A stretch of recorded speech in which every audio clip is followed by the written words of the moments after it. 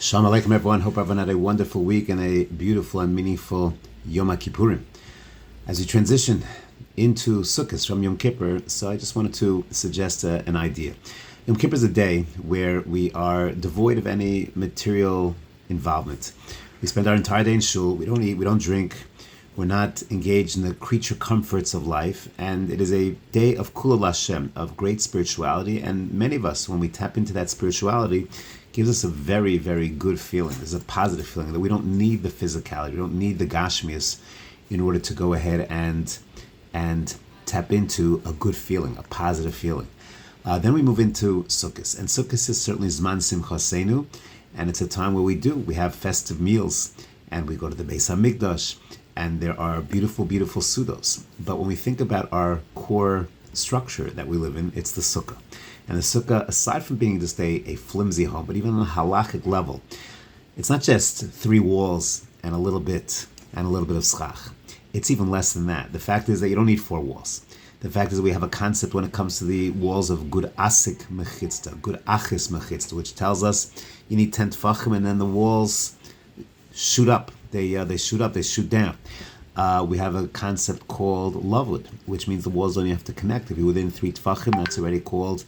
In other words, it's a flimsy home, but it's a fictitious home. It's not even a real home. It's based on halachic concepts that create walls that don't really, really exist. It's striking. So good, we're having Sudos. We've left the Kulo LaHashem world of Yom Kippur, and now we're moving into a world of where we're going to have Sudos. But where are we going to have those Sudos? We're going to have those Sudos in a flimsy structure that's not even a flimsy structure, that's built on halachic constructs, and that's called Zman Simchasenu. So perhaps the idea is that when we get into leaving Yom Kippur into Sukkos, we're moving into a mode of, okay, I'm going to certainly partake of food, and I'm going to enjoy festive meals, but I'm enjoying festive meals with a sense of my own dependence on HaKadosh Baruch Hu, with a sense of my own fragility, with a sense of my needs. And it's not even just a flimsy sukkah, but it's a flimsy minus sukkah. And in no way does that diminish my sense of Zman Simchasenu. I know that here in Eretz Yisrael, with weather, Baruch Hashem, this time of year is starting to cool down a little bit, but not too cold.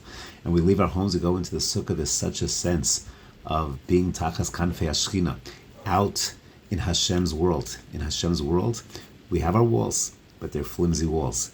And we understand that our deep relationship that we started to build with HaKadosh Baruch Hu Yom Kippur is now being enhanced, because as we integrate food and physicality into our lives, but with a real sense of where it all comes from and what it's all about, and our ultimate dependency on HaKadosh Baruch Hu, the reality is, Ein Simcha Gadol Mizu. That's the beauty of Zman Simchasenu. Wishing everyone a wonderful, wonderful Yontif.